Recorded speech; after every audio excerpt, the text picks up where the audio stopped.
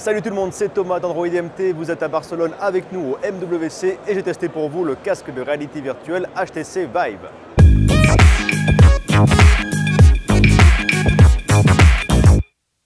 Le Vive, c'est quoi? C'est un casque de réalité virtuelle conçu par HTC et Valve. Il permet notamment de se déplacer dans l'espace sur un espace que vous aurez défini au préalable. En général, une pièce de 3 mètres sur 3 suffit et dans lequel vous pourrez vous déplacer pour agir vraiment dans l'environnement virtuel.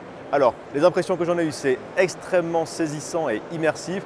J'ai pu faire une petite démonstration visuelle. On est en fait sur un bateau au fond de l'eau, on va passer les poissons avec lesquels on peut interagir à minima.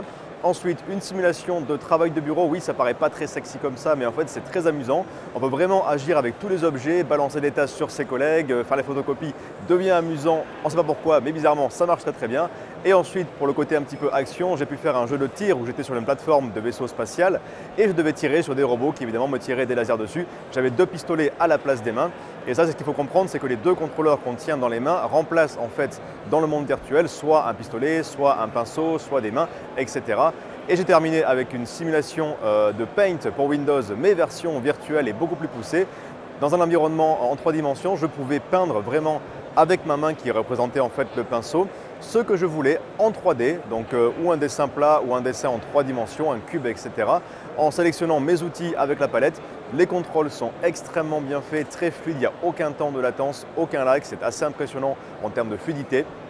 C'est quelque chose qui est vraiment saisissant, qui n'est pas facile à montrer évidemment en vidéo, on s'en excuse, mais qui est vraiment saisissant, croyez-moi, d'immersion.